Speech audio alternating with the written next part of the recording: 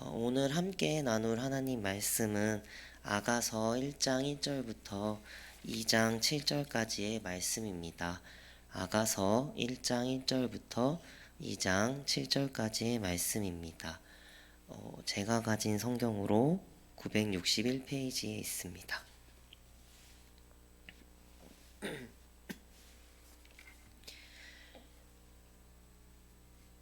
한 절씩 교독하도록 하겠습니다.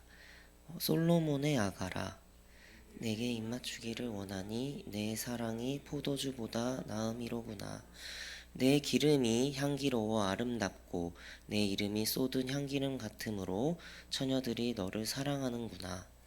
왕이 나를 그의 방으로 이끌어 들이시니 너는 나를 인도하라.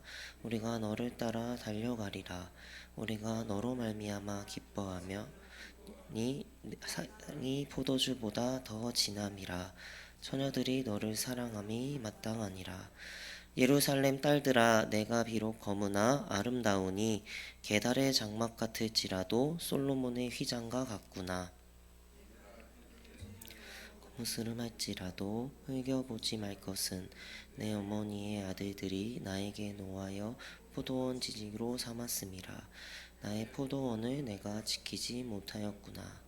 내 마음으로 사랑하는 자야, 내가 양치는 곳과 정오에 쉬게 하는 곳을 내게 말하라. 내가 내 친구의 양떼 곁에서 어찌 얼굴을 가린 자 같이 되랴? 내가 알지 못하겠거든. 양떼의 발자취를 따라 목자들의 장막 곁에서 너의 염소 새끼를 먹일지니라. 내 사랑아, 내가 너를 바로의 병거의 준마에 비하였구나. 내 뒷밤은 따은 머리털로 내 목은 구슬꿰미로 아름답구나. 우리가 너를 위하여 금사슬에 은을 박아 만들리라. 앉았을 때에 나도 기름의 향기를 뿜어냈구나. 나의 사랑하는 자는 내 품 가운데 모략 향주머니요.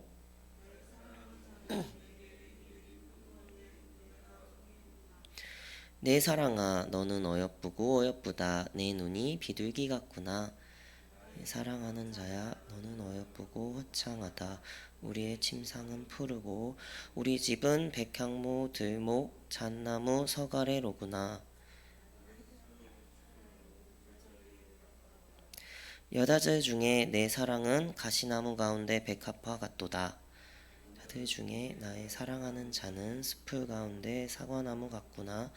내가 그 그늘에 앉아서 심히 기뻐하였고 그 열매는 내 입에 달았도다. 그가 나를 인도하여 잔치집에 들어갔으니 그 사랑은 내 위에 깃발이로구나. 은 건포도로 내 힘을 돋고 사과로 나를 시원하게 하라. 내가 사랑함으로 병이 생겼음이라. 그가 왼팔로 내 머리를 고이고 오른팔로 나를 안는구나. 예루살렘 딸들아, 내가 노루와 들사슴을 두고 너희에게 부탁한다. 내 사랑이 원하기 전에는 흔들지 말고 깨우지 말지니라. 아멘.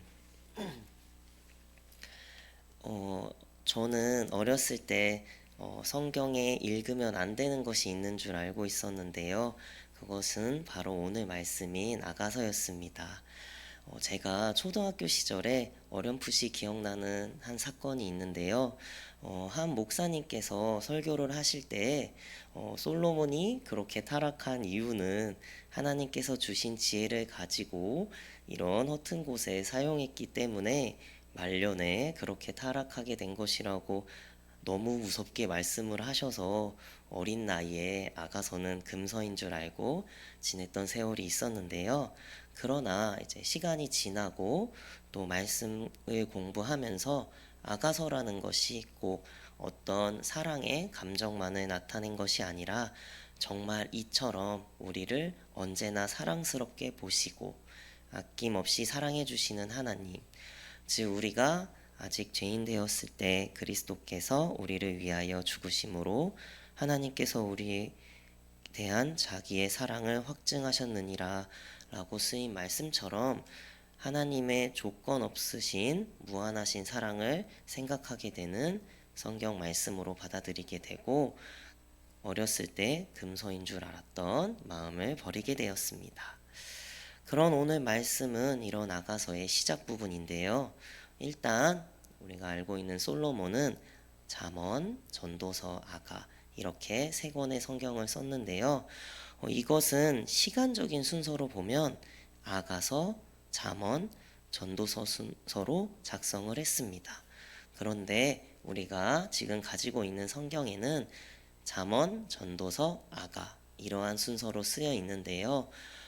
이렇게 성경의 순서가 된 것에는 여러 가지 이유가 있겠지만 아무래도 우리가 이 세상을 살아가는 데 있어서 지혜도 중요하고 이 세상의 허무함에 대해서 아는 것도 중요하지만 가장 중요한 것이 사랑이라고 성경에서 말하고 있기에 이러한 순서대로 쓰여진 것 같습니다. 아가서는 솔로몬과 술람미 여인의 사랑을 통해 하나님과 우리와의 사랑, 예수님과 교회와의 사랑을 비유적으로 보여주고 있는 말씀인데요. 아가서를 좀 깊게 보다 보면 정말 성경에 이런 표현이 있을 수 있는구나 라는 생각이 드는 부분도 있지만 사실 진짜 사랑이라는 것이 본래 그런 것이 아닐까라는 생각도 듭니다. 진정으로 사랑한다면 뜨거울 수밖에 없지 않을까요? 그래서 이것은 우리의 신앙생활과도 마찬가지인 것 같습니다. 오늘날 많은 그리스도인들이 종교생활과 신앙생활 사이에서 고군분투를 하고 있다는 생각이 드는데요. 예배를 드리고 기도를 하고 찬양을 하는 것이 어떤 정해진 규칙과 규율이 있기에 그것을 그냥 하시는 분들이 있는 반면 이러한 것들을 함에 있어서 언제나 감동과 열정을 가지고 또 무엇을 하든지 시간이 가는 줄 모르며 아주 기쁜 마음으로 신앙생활을 하시는 분들이 계신 것 같습니다.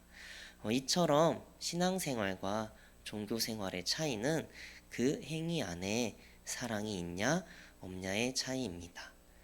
하나님께서 나에게 부어주시는 사랑이 너무나도 커서 그 사랑을 나도 전하고 싶고 정말 나의 삶에 있어서 주 예수보다 더 귀한 것이 없다는 것을 매일 깨닫고 살 때에 그것이 온전한 신앙생활이 될 줄 믿습니다.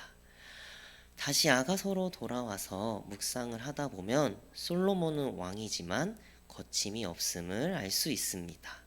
그리고 그 사랑을 받는 술람미 여인도 본인의 처지는 비천하지만 당당하게 자신을 나타내고 있는 것을 볼 때에 이것은 진심으로 서로 사랑하고 있는 모습이라고 생각이 듭니다. 또한 본문의 5절 말씀을 살펴보면 상대방의 마음을 확인한 그녀는 자신감 있게 말합니다. 내가 비록 검으나 아름다우니 게달의 장막 같을지라도 솔로몬의 휘장과도 같으니 라고 쓰여 있습니다. 여기서 말하는 게달의 장막은 염소 가죽으로 만든 대충 만들고 보잘것없는 그런 장막을 뜻하는 것인데 자신의 모습은 이처럼 검고 보잘것없어 보일지라도 당신이 나를 사랑의 눈빛으로 보며 아름답다라고 말하고 있다는 것입니다. 그렇기에 술람미 여인은 담대히 자신의 아름다움에 대해서 표현을 하고 있는 것이죠.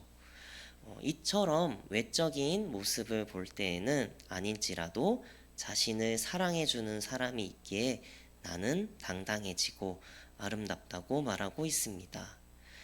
이것이 오늘날에는 어쩌면 자신의 어두운 모습 때문에 자존감이 떨어지고 또 사람들이 나에 대해 말하는 것, 부정적인 것들 때문에 더욱 위축되는 삶을 살고 있는 사람들이 많은 것 같은데요. 그러나 오늘 아가서의 주인공처럼 하나님께서는 우리가 어떤 모습을 하든지 우리를 사랑하시고 이끌어 주시는 분이십니다.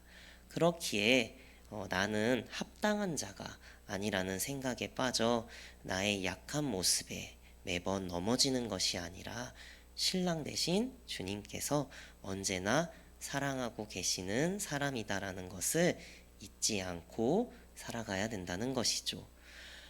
그럼 우리는 어떻습니까? 왜 하나님께서는 우리를 아름답다고 말씀하시는 걸까요?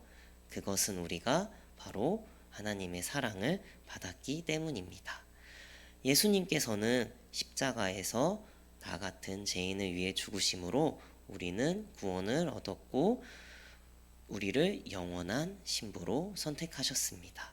거기에 전능하신 하나님께서 모든 것을 하실 수 있으신 분인데 못하시는 것이 하나 있다고 성경에 쓰여 있는데요. 스바냐 3장 17절 말씀을 살펴보면 너의 하나님 여호와가 너희 가운데 계시니 그는 구원을 베푸실 전능자이시라. 그가 너로 말미암아 기쁨을 이기지 못하시며 너를 잠잠히 사랑하시며 너로 말미암아 즐거이 부르며 기뻐하시리라 하리라. 아멘.